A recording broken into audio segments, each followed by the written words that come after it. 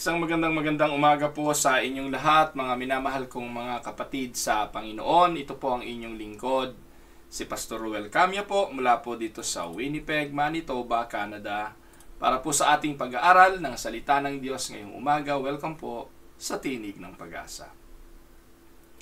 Araw po ng Martes, ang ating pong pag-aaral ay pinamagatan ko pong Following Christ, a Must. At ating pong pag-aaralan ng bagay na ito, ang katotohanan na ang pagsunod sa Panginoong Hesukristo ay hindi optional. Ito po ay pangunahing pangangailangan ng buhay ng tao. Kapag narinig mo ang tawag ng Panginoon para sa kanyang pagliligtas, hindi pwedeng hindi ka susunod. Ang isang mananampalataya ay tinatawag ng Diyos para sa pagsunod. Alam niyo po, there is a question hounding us throughout most of our lives. And the question is stated in different ways. At probably at different intervals ng ating mga buhay. Narito po yung mga katanungan na hindi natin pwedeng iwasan sa ating mga buhay. Una, when we are young, the question is, what am I going to do with my life? No, pag bata pa tayo, ang tanong natin, anong gagawin ko sa buhay ko? So, yan po ay katanungan ng mga nasa pag-aaral pa. Nasa probably around elementary hanggang high school period. Kasi, andito yung mga panahon ng undecided tayo sa mga bagay na gusto nating mangyari. Dito yung mga panahon na tinatanong tayo, ano ba ang gusto mo paglaki mo? Ano ba ang iyong pangarap sa buhay? Ano ba yung gusto mong maging? Ayan. So, kaya po yung question na yan, inevitable, tinatanong natin lahat yan. Ang tanong natin sa sarili natin, ano nga ba gagawin ko sa buhay ko? Ano nga ba ang plano ko? Ngayon, in the middle age, we begin to ask, what am I doing with my life? Sa gitna ng buhay, probably, yun yung mga panahon na ikaw ay tapos na dun sa pag-aaral, nasa career ka na, maaaring ikaw ay may asawa na sa mga panahong ito at nagsisimula ng bumuo ng pamilya o yung iba ay may mga anak na rin. Ang tanong ay, ano bang ginagawa ko sa buhay ko? Why am I doing this? What am I doing with my life? At siguro, yung ibang nakikinig sa akin na andun sa unang bahagi, nagtatanong anong gagawin ko sa buhay ko, pero darating din kayo doon sa panahon ng middle life, middle age, sasabihin nyo, ano bang ginagawa ko sa buhay ko? At kapag nandun na po kayo sa dulong bahagi, in the latter part, we ask, what have I done with my life? Anong ginawa ko sa buhay ko? Alam niyo po mga kapatid, parang nandun na ako sa dulo eh. Ewan ko po kayo na mga nakikinig sa akin, nasa ang parte na po kayo ng buhay dyan. Kayo po ba'y nandun sa middle period ng buhay na kung saan tinatanong ninyo, ba't nyo, anong ginagawa ninyo, ba't nyo ginagawa yung bagay na yon, at anong motivation ninyo sa paggawa ng mga bagay na yon, o nandun na kayo sa dulong bahagi katulad ko na nagtatanong na, ba't ko ba ginawa yon? Ano bang ginawa ko sa buhay ko? Bilang, ano na po ito parang proving question na ito, concluding question na ng buhay, na nagtatanong tayo, ano bang na-accomplish mo? Ano bang maiiwan mo? Ano bang mga bagay na matatanaw mo sa buhay mo na ginawa mo at maiiwanan mo sa iba? Sa mga tanong ng buhay mga kapatid, hindi natin ito masagot ng mas malakas. Ano po? Sa tanong ng buhay at hindi natin ito masagot, mas malakas ang tawag ng laman at ito ang madalas na nasusunod. In the many questions of life, in these three questions, kapag hindi natin to masagot ng diretsa at nag-aalilangan tayo sa isasagot natin, tandaan po ninyo, the most influential factor sa buhay natin ay ang gusto ng laman. Ang gusto ng ating mga sarili. Ito ang dahilan kung bakit marami ang mga taong nababaon sa utang, nalululong sa sugal, nagiging addict sa maraming bagay. Some find a new habit to fill the void. Some take up new sport. Others seek new relationships. Some look for a new job. and a majority bury their heads saan? Sa delusional thinking o yung iba'y sa depression. Dahil po sa kagustuhang ang masunod ay ang sariling kagustuhan, yung desire of the flesh, marami po ang nasasadlak sa mga kapahamakan. Mga kapatid, maganda pong magbulay-bulay ngayong umaga at tanungin natin ang ating mga sarili. Ano ang driving force ng ating mga buhay? Tandaan po ninyo, we will never discover a realistic mission purpose for our lives until we have accepted Christ's mission for our personal lives. Hindi po tayo ginawa ng Panginoon para iraos lang ang panahon ng ating mga buhay sa mundong ito ng walang layunin. Pinaniniwalaan po ng bawat isa sa atin na may disenyo ang Diyos sa bawat isa, nilikha tayo with a purpose and for a purpose.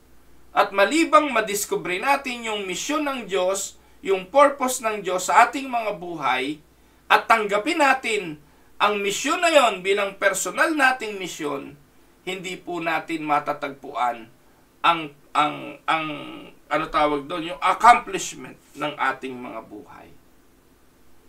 Kaya kanina tinanong ko, ano ba yung driving force ng ating buhay? Tandaan po ninyo, Christ must become the driving force of our lives.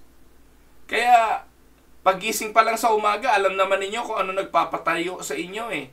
Alam naman natin kung ano yung nagpapabangon sa atin.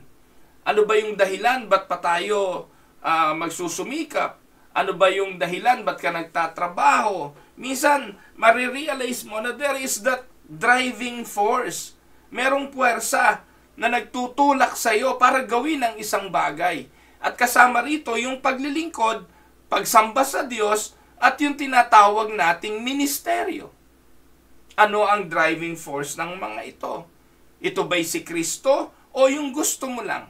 Marami pong mga tao na andoon sa tinatawag na paglilingkod, hindi naman dahil tinawag ni Kristo kundi dahil sa pakinabang ng paglilingkod. Marami po tayong mga pastor na kilalang ganyan. Ginawang karir ang ministeryo, ginawang karir ang pagpapastor dahil may pakinabang. O yung iba'y wala na lang ibang option, hindi na makapag-aral sa kolehiyo, kaya nakakuha ng scholarship para sa seminaryo, mas madaling gawin yon dahil wala ng ibang options. So ano ang driving force? Ano ang driving force ng paghahanap buhay, ng pagninegosyo, ng pag-aaral at pagsusubsob sa pagsusumikap na matuto? Ano ang driving force sa paglilingkod, pagtungo sa simbahan, pagtulong sa kapwa? Ano ang driving force? Malibang si Kristo, mga kapatid, lahat daw po ng gagawin natin will be in vain. Kaya the challenge for each of us is to conquer the fleshly desire to live according to the standards of this world. Pag hindi si Kristo ang driving force ng buhay mo, hahatakin ka ng mundo at pipilitin ka ng mundo na i-shape ka, ihulma ka sa kanyang gustong hulma. At aayon na lang tayo sa sanlibutan ito. Yung po yung sinasabi ng banal na kasulatan. Kaya ang paalala ni Pablo, mag-iba kayo ng pag-iisip, huwag kayong umayon sa takbo ng sanlibutan ito. Kaya ang hamon sa iyo, sa akin, sa ating lahat, ay i-conquer natin ang pita ng laman, ang desire to live according to the standards of this world. Tandaan po ninyo, pipilitin nating umayon sa takbo ng sanlibutan ito Lalo na nga po yung mga taong wala nang iniisip, kundi yung sasabihin ng iba.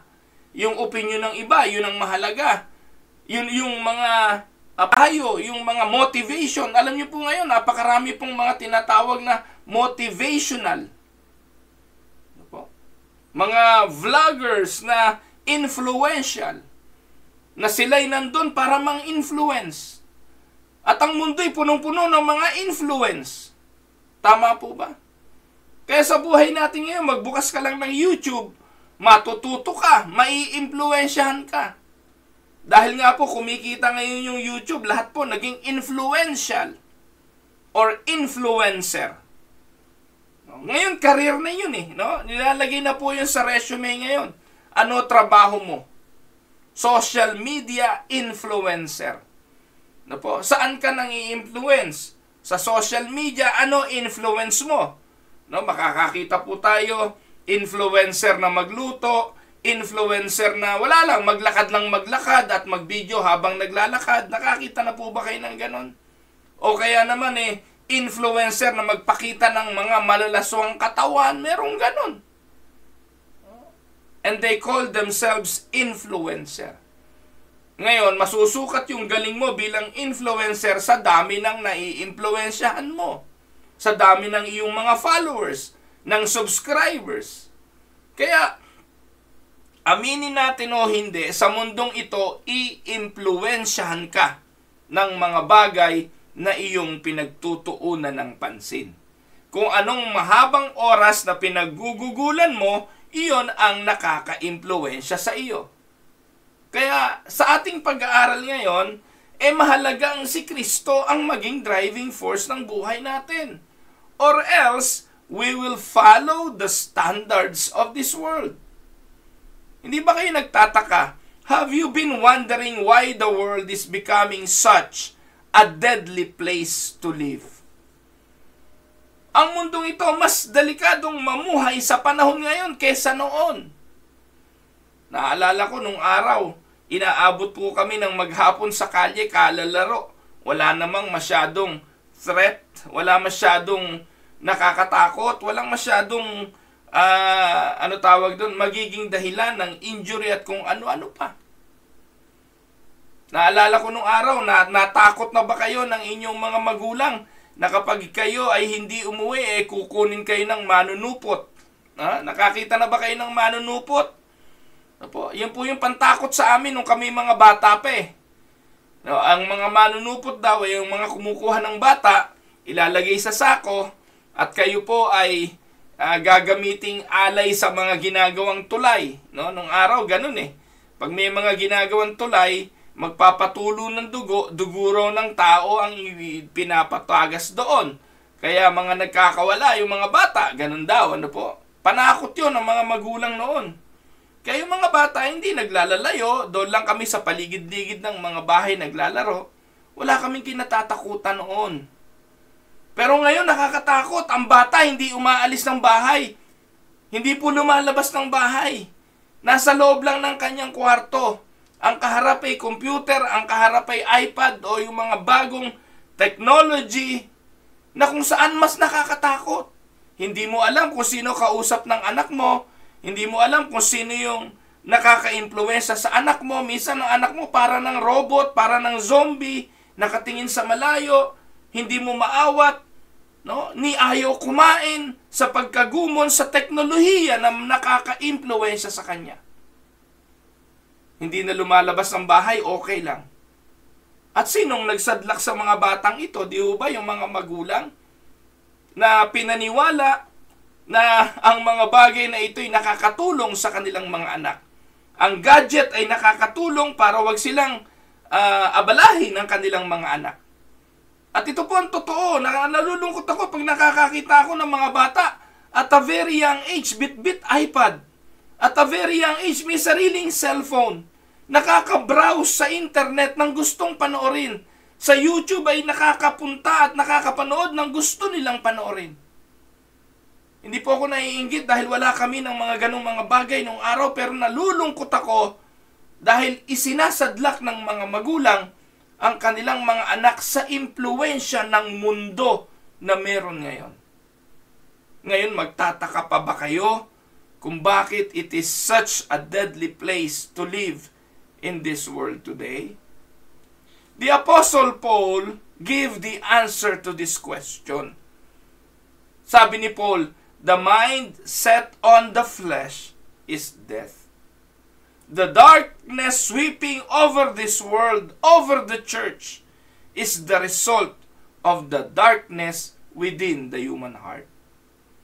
Kaya puntahan natin yung talata na atin pong pagbubulayan. Ang sabi po ni Pablo sa Romans 8:6-8, the mind governed by the flesh is death, But the mind governed by the Spirit is life and peace. The mind governed by the flesh is hostile to God. It does not submit to God's law, nor can it do so. Those who are in the realm of the flesh cannot please God. So, dito po makikita natin ang dalawang realm. The realm of the world and the realm of the Spirit. The realm of the flesh and the realm of the Spirit. Alin ang nasusunod sa ating mga buhay? Anong mga nakapangyayari ngayon sa sanlibutan? Hindi nyo kailangan lumayo. Makinig lang kayo ng balita, makikita nyo ang lagay ng mundo. Think about what happened in the last couple of days. Sa Pilipinas po ito.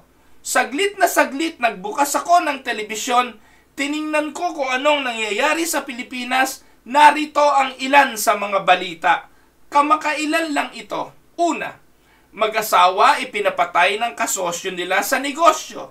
Sa pagkakautang na ang sabi 30 million, ay ipinapatay nila ang kanilang matalik na kaibigan. Kinilala ang mga sospek na kaibigan ng mag-asawang ito. Kailan lang ho yan at alam ninyo ang balitang yan?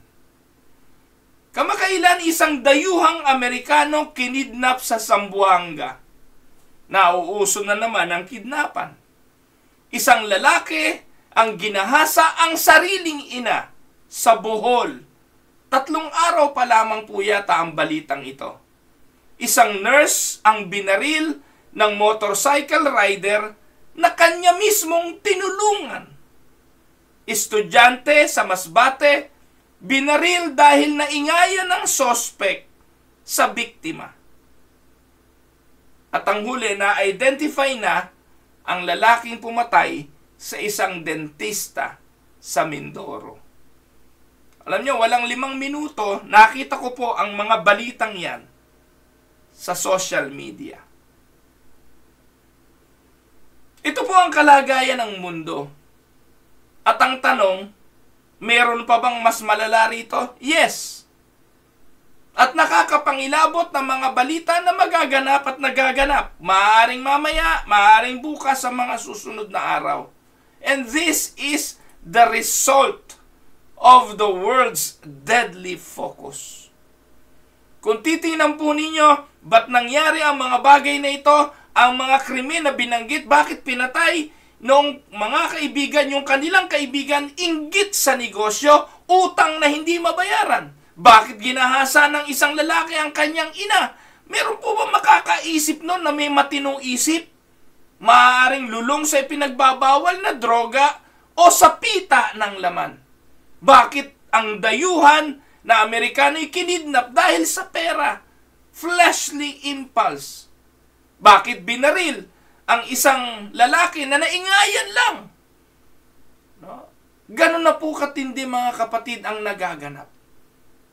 At ang lahat ng ito'y resulta ng mundo. Kapag ang focus ng tao ay mundo, ito ang makaka-impluwensya sa kanya. Kaya kung titingnan po natin, nasaan ang influence ng pananampalataya? Nasaan ang influence ng relihiyon? Nasaan ang influence ng mga naglulundagan paglinggo? Na emosyonal na nagiiyakan na parang hindi makakagawa ng katampalasanan dahil sa sila'y lulong na lulong sa pagsamba. Pero nakakapagtaka, paglabas ng simbahan ng mga taong ito, pareho rin naman. Wala ring nagbago. Dala lang ng emosyon, kung gaano kabilis dumating yung emosyon, ganun din kabilis na wala yung emosyon. At napapalitan ng emosyon ng ito, ang emosyong ito ay napapalitan ng pagmamahal sa mundo. Ang sabi ni Paul, mga kapatid, sabi ni Apostol Pablo, the mind set on a fleshly desires brings death. Our fleshly desires refuse to submit to God.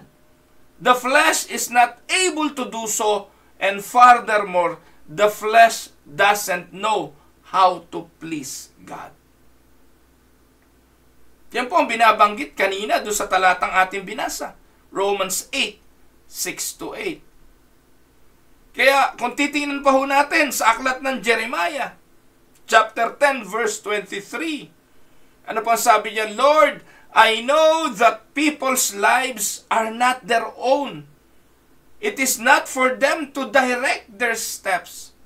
Alam ni Jeremiah na ang buhay ng tao hindi naman kanya. Ang buhay natin hindi naman na atin. At wala tayong karapatang patakbuhin ang buhay na ito ayon sa gusto natin. Kasi may nagbigay nito May nagdisenyo ng buhay nito. At yung nagdisenyo ng buhay na ito ang dapat masunod. Amen po ba mga kapatid? Tagalugin po natin yan. Sabi po ni Jeremias, nalalaman ko po, Yahweh, na walang taong may hawak ng sarili niyang buhay at walang nakakatiyak ng kanyang sasapitin. Alam niyo po mga kapatid, we live in a very confusing world. We may convince ourselves we are following Christ when in reality we are following our own selfish interest.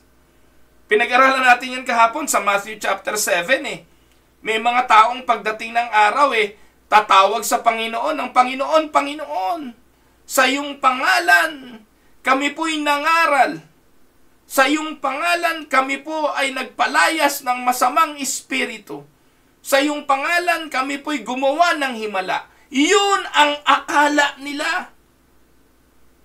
Yun ang kanilang paniniwala. But in reality, ang sabi ng Panginoon, mangagsilayo kayo sa akin kasi, bakit?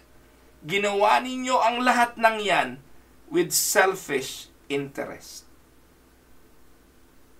Alam niyo mga kapatid, that the heart of following Jesus is surrender. This is very important. The heart of following Jesus is surrender. But the church is experiencing the result of living in a dark world as leaders are wondering which way the church should go. Kaya, pati ang mga simbahan ngayon puro na lang propaganda ng tao. Puro idea ng tao. Puro paraan ng tao. Estratehiya ng tao. Nag-iisip ang mga miyembro, nag-iisip ang mga leaders ng simbahan, papaano mapapaganda, paano mapaparami ang miyembro, papaano lalago ang bilang ng hindi inisip kung ito ba ay gusto ng Panginoon. Napakarami pong ganun ngayon mga kapatid. The church is experiencing the result of living in a dark world. Hindi malaman kung anong susunod na hakbang. Alam niyo po mga kapatid, sa Matthew chapter 8, verse 12 to 22. Listen to this. When Jesus saw the crowd around him, he gave orders to cross to the other side of the lake. Then a teacher of the law came to him and said, Teacher, I will follow you wherever you go. So ito pong taong ito, lumapit sa Panginoon with a desire. Meron siyang gusto, marahil katulad din natin. Nagkaroon din naman tayo minsan ng kagustuhan. Si Jesus ang pag-asa ko. Nakikita ko sa Kanya ang pag-asa sa buhay, kaya susunod ako sa Kanya. And many people, like this man, wanted to follow Christ. Pero si Jesus, sinabi niya sa taong ito, ang katotohanan ng pagsunod. Bakit ka ba susunod sa akin? Dahil ba nakita mo na marami akong followers? Bakit ka ba susunod sa akin? Dahil nakita mong nakapagpakain ako ng 5,000 lalaki? Na ginawa kong marami ang 2 isda at ang 5 tinapay? Bakit ka ba susunod sa akin? Anong purpose? So kaya po mahalaga mga kapatid na tanong ito sa bawat isa sa atin na nagsasabing tayo'y followers, tayo'y tagasunod, na tayo'y Christian. Ang tanong na ito, anong driving force? Anong motivation mo sa pagsunod? Kasi itong lalaking ito ay binisto ng Panginoon kung ano ang purpose ng kanyang pagsunod. Sa verse 20, sinabi ni Jesus sa kanya, "Foxes have dens, birds have nest, but the Son of Man has no place to lay his head." Gusto mo sumunod sa akin, pero lilinawin ko sa iyo, baka umaasa ka lang ng mahigaan, umaasa ka lang ng magandang buhay, umaasa ka lang ng tirahan, ng pagkain. Wala ako niyan. Unan nga, wala ako eh. And then verse 21, another disciple said to him, "Lord, hayaan mo munang ilibing ko tatay ko." Nung narinig ng mga disipulong ito, ang bigat ng pagsunod sa Panginoon, nagkanya-kanya na ng mga alibay. Nagkanya-kanya na ng mga dahilan para wag sumunod. At ang isa, sabi niya, ay teka, hayaan mo munang ilibing ko tatay ko. Dahil wala kang unan, kung patay na tatay ko, at least kahit papaano makukuha ko yung konting mana, saka na ako susunod sa iyo. At least kung may baon ako, may puhunan ako, meron akong ganansya na kung wala kang maibibigay, meron akong baon. Ito po yung isa sa gustong sumunod. But Jesus said, "Follow me and let the dead bury their own dead." Mga minamahal na mga kapatid, surrender is at the very heart of following Christ. Alam niyo po ba yung surrender? Hindi naman ito foreign concept. Ang pagsuko ay hindi foreign concept. Ginagawa natin to araw-araw. Amen? Tayo po ay napakadaling sumuko. We surrender every day. Tama? No? Hindi po mahirap sumuko kasi nagagawa naman nating sumuko araw-araw. Saan nga lang tayo sumusuko? Una, some surrender to temptation. Others surrender to drugs. Young people surrender to peer pressure.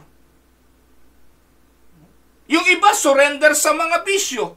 Suko, talo eh. Yung iba casino, surrender sa casino. At tandaan po ninyo mga kapatid, surrender always demands total commitment, for it involves yielding or handing ourselves over to that which we are surrendered. Kung kanino ka sumuko, tandaan mo, ibibigay mo buhay mo doon. Kaya kung sumuko ka na sa temptation, bibigay mo buhay mo sa temptation. Sumuko ka na sa drugs, bibigay mo buhay mo sa drugs. Kung saan ka nakasuko, nandun ang iyong allegiance at ang iyong pagsunod. Kaya hindi foreign concept ang surrender. Ang buhay natin nakasuko. Kung sino ang sinusundan natin, dun tayo nakasuko. Kung ikay wala nang ginawa kundi trabaho, ay di suko ka sa trabaho mo, alipin ka ng trabaho. Suko ka sa misis mo, kung ano sabihin ng misis mo, sunod ka, di ikaw ay alipin ng misis mo. Kung saan ka nakasurrender, iyon ang Panginoon mo. Tama? Mga minamahal na mga kapatid, we give control of our lives to whatever we surrender. Hindi po ito rocket science para hindi natin maintindihan. Kung sino ang nasusunod sa buhay mo, dun ka nakasuko. Ano sabi ng Romans chapter 6:15-16? What then? Shall we sin because we are not under law but under grace? By no means.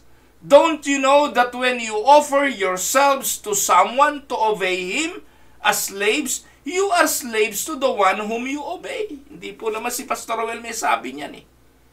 Sabi ni Apostol Pablo, hindi mo ba alam na kapag inihandog mo ang sarili mo sa kung kanino man para iyong sundin, ikay alipin. Ikay alipin ng sinumang iyong sinusunod. Whether you are a slaves to sin, which leads to death, or to obedience, which leads to righteousness. Dalawa lang naman nga po yan. Kaninang binanggit natin. The realm of the flesh and the realm of the spirit. Sino ang nasusunod? Amen? Ano sabi sa Tagalog? Ngayon, malaya na ba tayong magkasala dahil wala na tayo sa ilalim ng kautusan, kundi sa ilalim ng kagandahang loob ng Diyos? Hinding-hindi. Yun bang pagiging ligtas natin passes para magkasala? Hindi. Yun bang dahil tayo'y nasa biyaya na ng Panginoon pwede na natin gawin ang lahat ng gusto natin? Hindi. Dahil ang sabi ni Pablo, hindi ba ninyo alam na kapag nagpasakop kayo sa sino mang inyong sinusunod, kayo'y nagiging alipin ito? Maging ito'y kasalanang hahantong sa kamatayan o pagsunod sa Diyos na hahantong sa pagiging matuwid. Sino ang iyong sinusunod? Amen, mga kapatid. Tandaan po ninyo, surrender is not optional, for we will become slaves to whatever it is we obey. Ang pagsuko ay hindi optional. Automatic po ito Kung sino ang iyong sinusunod, doon ka nakasuko.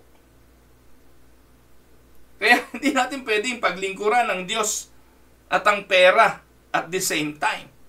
No. We will love the one and we will hate the other. Sabi ng Panginoon yon sa Matthew. There are only two choices. The flesh or the spirit. Whatever choice you make, you choose to give your life to it. Dalawa lang ang choices. Pita ng laman o ang espiritu. Kung kanino mo ito ibigay, sino man ang piliin mo, doon mo ibibigay ang iyong buhay. Ganon kasimple. There is no way for Christ and His kingdom to come in second place in your life without it retarding the growth of your life, your ministry, and the church. Now, what is the drawing force of your life?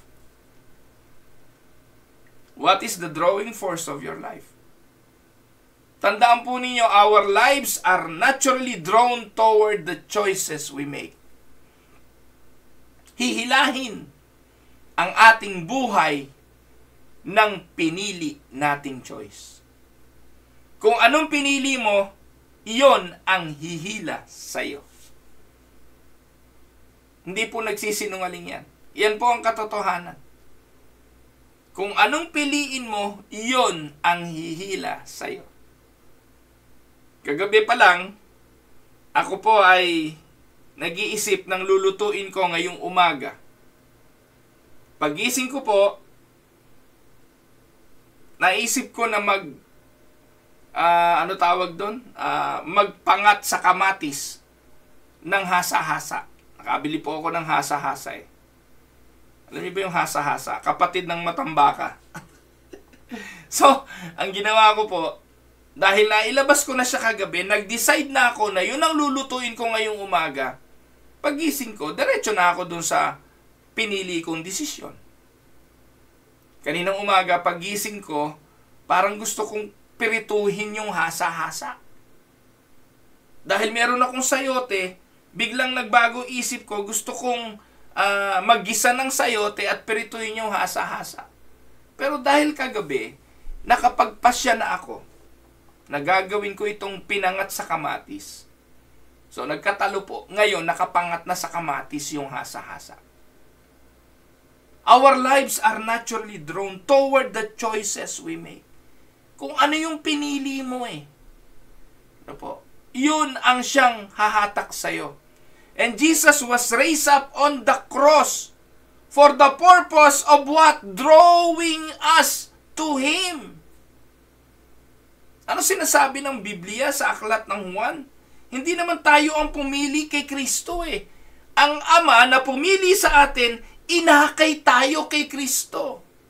Who do the drawing? It is the Father. The Father draws us to Christ. Because Christ is the only way the only truth, and the only life. No one can come to the Father without Him. And we cannot do it on our own. It is not a consented effort on our part. It is the Father who draws us to Christ. And Christ was raised up on the cross in order for us to see His sacrifice, His love, His mercy, His compassion, and His redemptive work. Amen? The hardest challenge is not to allow our flesh's desires to draw away from God. Tandaan po ninyo, our world is seeking a life of pleasure. As it seeks to avoid pain, it is seeking a life of hedonism. Alam niyo po ba yung hedonism? Hedonism is totally a self-centered approach to life. We are seeking to believe in ourselves.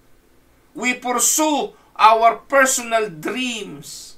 We create our own agenda for life.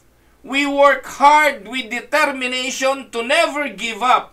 And many times, we are successful but miserable. Bakit?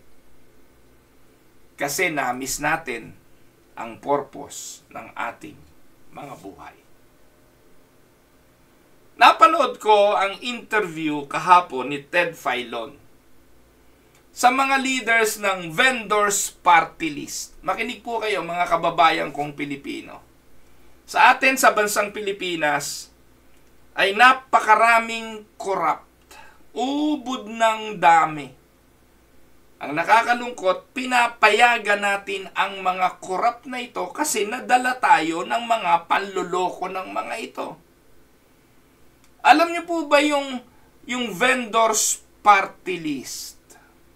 Kinuha nila si Diwata at inilagay nila si Diwata bilang pang-apat sa kanilang mga leader na pwedeng umupo sa Kongreso kung sila'y makakakuha ng tamang boto. Pero para makaupo si Diwata, kailangan nilang ng napakalaking boto. Pero kung makalulusot at makakakuha ng sapat lang na boto, ang uupo doon yung presidente, yung pangulo lang, yung una. O maaaring yung pangalawa. At maaaring yung pangatlo, kasi po yung party list ni Raffy Tulfo, yung yung kanyang asawa, si Jocelyn. Yung asawa ni Tulfo ay congressman yon. Kasi po, kinampanya ni Tulfo yung party list na yon. Nakakuha po sila ng 3 seat sa Congress. Dahil ang dami nilang nakuha ang boto. Ang lakas na nun, yung AXE party list ba yon? AXE. No? Nakakuha po yun ng 3 seat.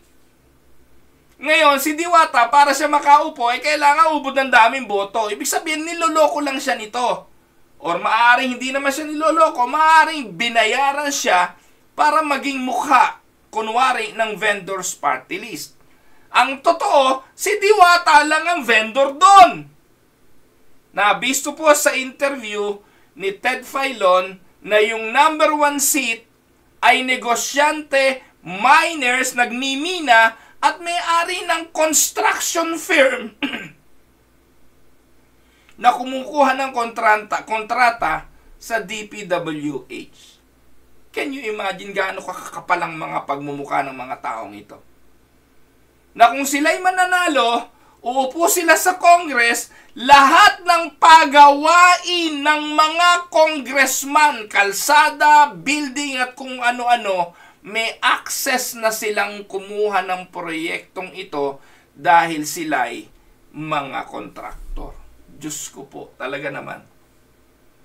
Ngayon, itong mga walang nalalamang mga mamamayan, ang akala nila, ito pong vendors party list na ito ay para sa mga vendor. Wala pong vendor sa mga leader ng mga yan.